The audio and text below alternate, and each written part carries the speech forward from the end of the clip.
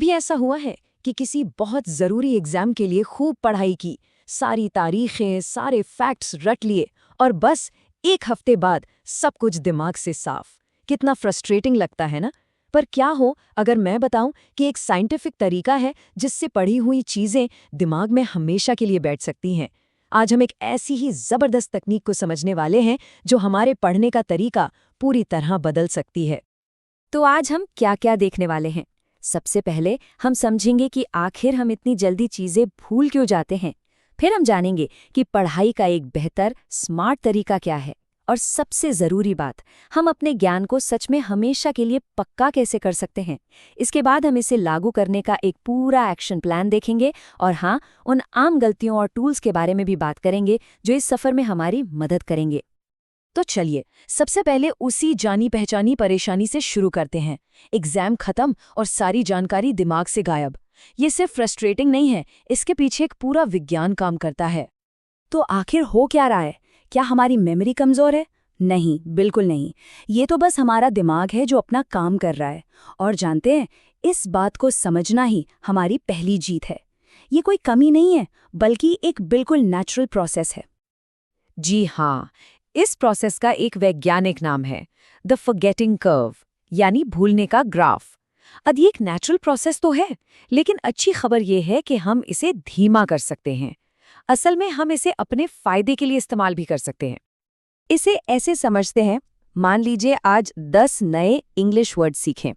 अगर उन्हें दोहराया नहीं तो कल तक शायद उनमें से आधे गायब हो जाएंगे और एक हफ्ते में हो सकता है बस 1 या 2 ही याद रहें।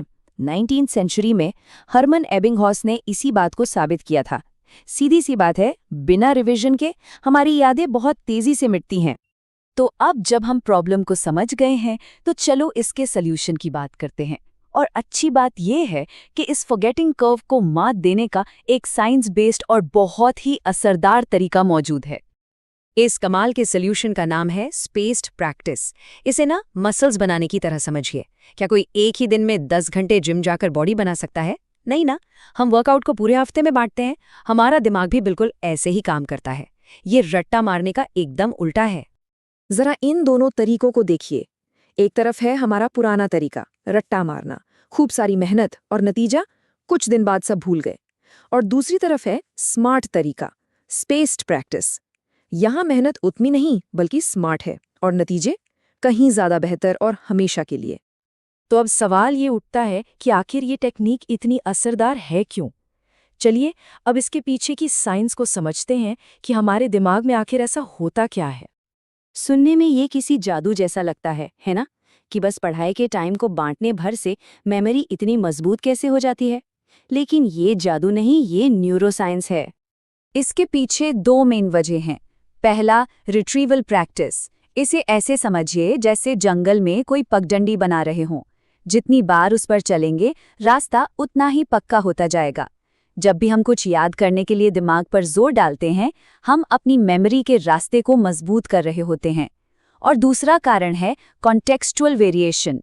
जब हम अलग अलग समय पर कोई चीज़ दोहराते हैं तो हमारा दिमाग उस जानकारी को नए माहौल और नए विचारों से जोड़ता है।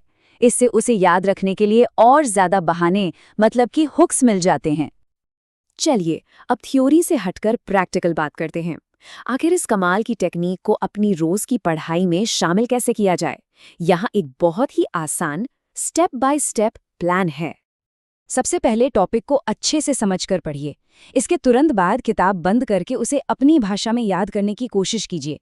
फिर ठीक 24 घंटे बाद एक छोटा सा रिवीजन। उसके बाद 3-4 दिन बाद, फिर 1 हफ्ते बाद, और ऐसे ही धीरे धीरे गैप बढ़ाते जाइए।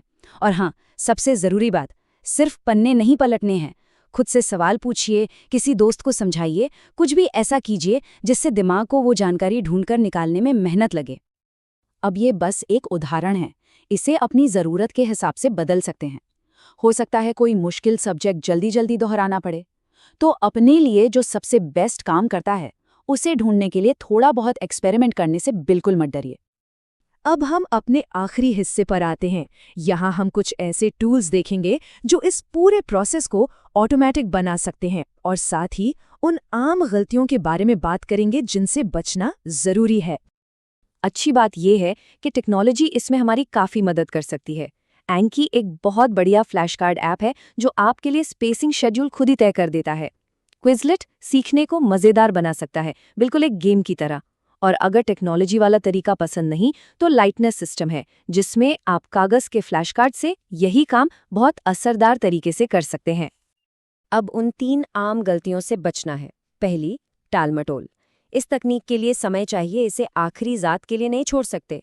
दूसरी, सिर्फ नोट्स को दोबारा पढ़ते रहना। याद रखिए, एक्टिव रिकॉल मतलब जोर देकर याद करना ही असली की है। और तीसरी गलती, हर सब्जेक्ट के लिए एक ही शेड्यूल रखना। फ्लेक्सिबल बनिए, देखिए कि कौन सा टॉपिक कितना मुश्किल है और उसके हिसाब से बदलाव कीजिए। ये एक लाइन इस पूरी तकनीक का सार है।